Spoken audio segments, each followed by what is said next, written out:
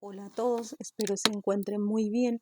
En la clase anterior iniciamos con la unidad 3, que estuvimos viendo que son las técnicas de presentación oral individual y las técnicas de presentación colectiva.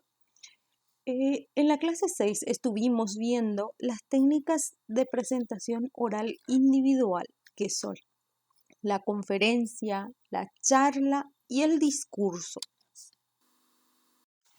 Hoy vamos a ver las técnicas de participación oral colectiva, que se refiere al conjunto de estrategias que se utilizan para que varias personas expresen sus conocimientos o manifiesten su punto de vista, esto con el fin de llegar a conclusiones satisfactorias.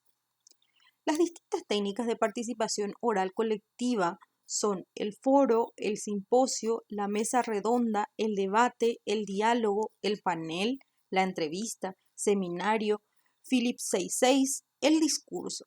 Hoy vamos a ver tres de ellos, que es el diálogo, la entrevista y el discurso. Técnicas de participación oral colectiva. El diálogo. ¿Qué es el diálogo? Es la conversación que realizan dos personas conocedoras de un tema ante un grupo. Puede adoptar la forma de una conversación sencilla. ¿Cuáles son algunas de sus características? Que es espontánea, se emplea el lenguaje coloquial, se utiliza especialmente para tratar temas de la vida cotidiana, juegos, pasatiempos, sucesos importantes o obras literarias. Algunas de las ventajas del diálogo es que es una técnica sencilla, es útil a todas las materias.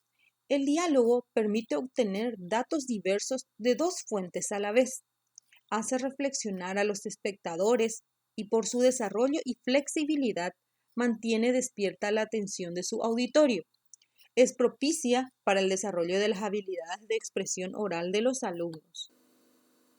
Otras de las técnicas de participación oral colectiva es la entrevista, que es una forma de comunicación oral de persona a persona, o puede ser con varias a la vez, que requiere la presencia física de los participantes. Algunas de las características de la entrevista es que los temas no suelen ser ocasionales. El fin es obtener información sobre algún asunto de interés. Los temas se relacionan con los propósitos de la entrevista.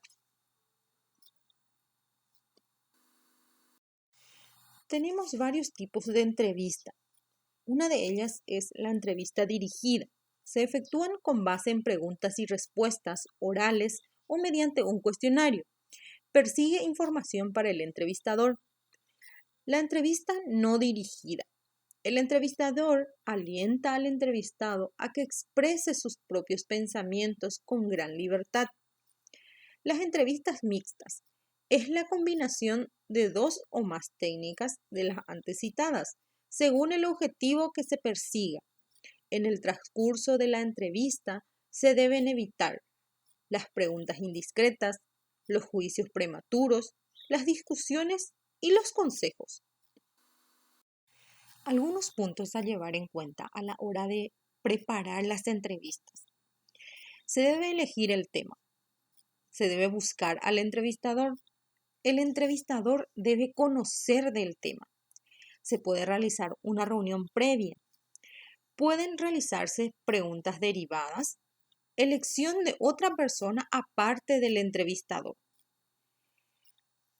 Otros puntos a llevar en cuenta a la hora de desarrollar las entrevistas. La presentación del entrevistador y del entrevistado. El entrevistador realiza la primera pregunta. Las preguntas planteadas no deben ser preguntas cerradas. Antes de finalizar, el entrevistado puede realizar una síntesis del tema. Algunas sugerencias. El ambiente debe ser adecuado al grupo. Se sugiere un tema de 40 a 50 minutos. Puede formar parte de una reunión grupal. El entrevistador debe ubicarse en un lugar estratégico. El experto debe contar con materiales de escritorio. Algunas de las ventajas de las entrevistas es que permite obtener información, opiniones, conocimientos especializados y actualizados del tema. Algunas de sus desventajas. Tiene los mismos riesgos que una disertación o conferencia. Puede ser monótona, fría y desconectada de los intereses del grupo. Otra de las técnicas de participación oral colectiva es la discusión. ¿Qué entendemos por discusión? Intercambio cara a cara entre personas que poseen un interés común para discutir un tema, resolver un problema o tomar una decisión. Algunas de las características de la discusión es que es cooperativa, es dinámica, puede haber cambios de opinión, decisiones se toman por acuerdo o por consenso. Es informal.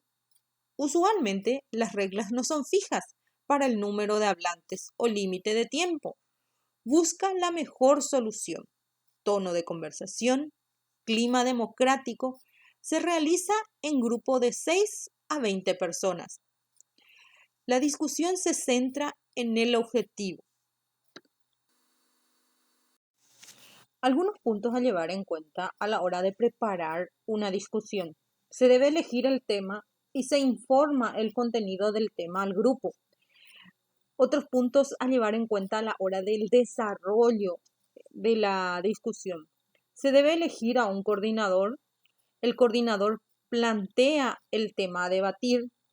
Se autoriza al grupo el inicio de la conversación. La exposición es libre de puntos de vista referentes al tema, sin salir de este.